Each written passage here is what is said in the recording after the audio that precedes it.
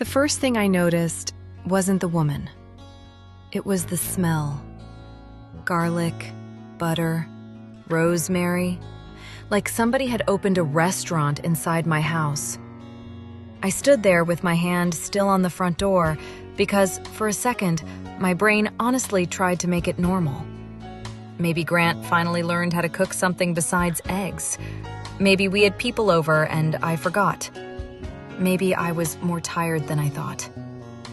Then I heard her laugh. Not loud, comfortable. That was the part that got me. Comfortable people don't laugh like that unless they think they belong somewhere. I walked into the kitchen slowly. Not on purpose. My body just slowed down. The island lights were on, wine open, 2 plates warming in the oven. Grant looked up first, and I swear to God, before panic hit his face, there was annoyance, like I'd interrupted something. The woman standing beside him turned too fast and bumped the counter with her hip. Early 30s, maybe? Pretty in a very maintained way. Smooth blowout, cream sweater, the kind of woman who apologizes to furniture when she walks into it. "Oh," she said. Nobody moved. The stove hissed behind them. Grant recovered first, obviously. "You're home early." Not, "Hey," not, "We need to talk," not even guilt, just logistics. I remember staring at the cutting board because there were lemons sliced into perfect circles. Thin, careful. My husband never sliced anything carefully. The woman glanced at him before looking back at me. Tiny look, fast, but it told me everything. She didn't know. Not fully. "You didn't tell me she was coming back tonight," she said quietly. And Grant, this is the part I replayed later, actually closed his eyes for half a second.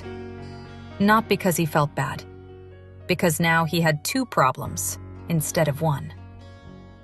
I set my bag down on the chair nearest me, calmly.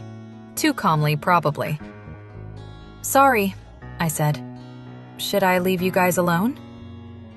Grant gave this short, fake laugh people use in meetings when things are going sideways. "Can we not do this like this?"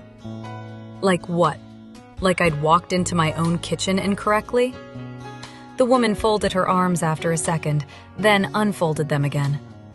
Embarrassed people never know what to do with their hands. "I think maybe I should go," she said.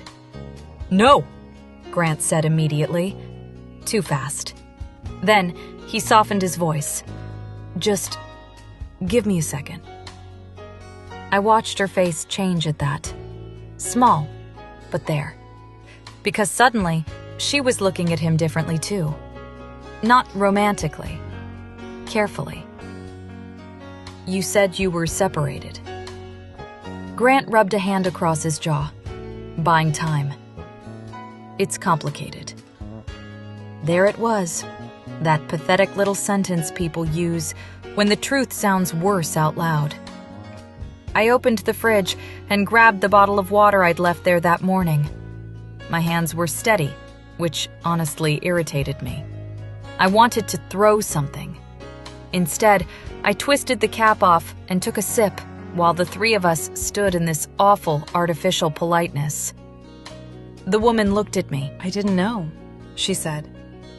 And weirdly, I believed her. Not fully innocent, but not this version either. Grant started talking then. Too much talking.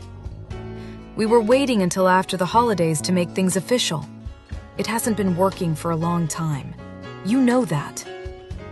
Interesting. Suddenly, we were performing for her.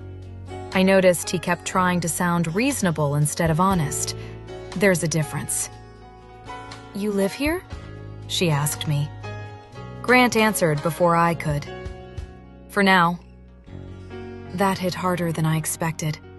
Not because of the words, because of how casually he said them. like I was already becoming temporary in my own life. The woman looked between us again, thinking now, recalculating. How long have you two been separated? Nobody said anything. Grant adjusted the sleeve of his sweater, another thing he does when he's cornered. Finally, he said, "We've been heading there for a while." That wasn't an answer, and all three of us knew it. She stared at him for a second. "Okay, but are you separated?" He didn't answer fast enough, and that was it. That was the moment the room changed.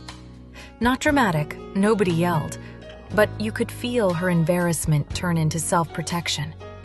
Because now, she wasn't standing in some tragic love story. She was standing in another woman's kitchen, holding a wine glass while a married man lied in real time. Grant looked at me finally. Actually looked at me. Like maybe I was supposed to help him manage this. I almost laughed. Instead, I asked, "Does she know about the condo?" Too far. I knew it immediately from his face. The woman blinked. "What condo?" Grant's shoulders dropped slightly. Not angry, tired. Like maintaining multiple versions of himself had suddenly become exhausting. "Claire," he said quietly. "Ah, Claire. So now she had a name." "You told me you sold that place," she said. "Nobody sold anything," I said. Grant looked at me sharply then. Not rage, warning. The kind married people develop silently over years. Don't.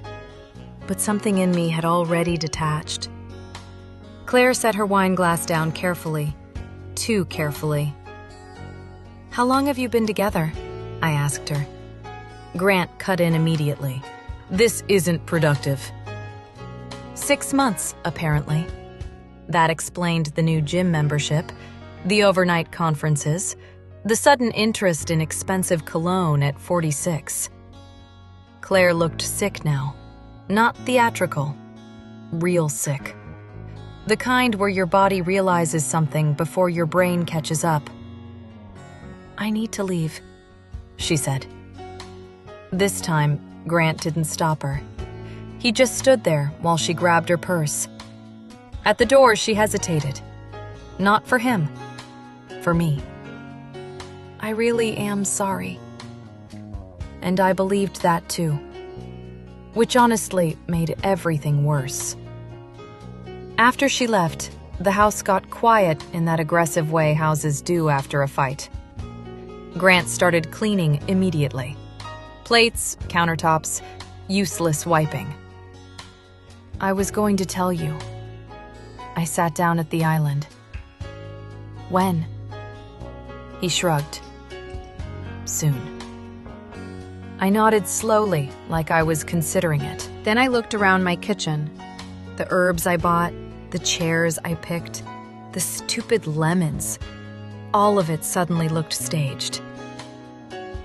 "You know the craziest part?" I asked. Grant sighed softly, already defensive. "I'm not even shocked you cheated." That made him look up. "I'm shocked you thought you could build 2 separate lives and never get tired." He didn't say anything. For the first time all night, he looked old. Not physically, just worn out. Like the performance had finally slipped. I stood up, grabbed my keys again. "Where are you going?" "Nowhere dramatic," I said. "I just don't want to sit in a house that smells like date night." That landed. I could tell. But he still tried to recover. "We should talk tomorrow when everybody calms down." Everybody. Interesting word.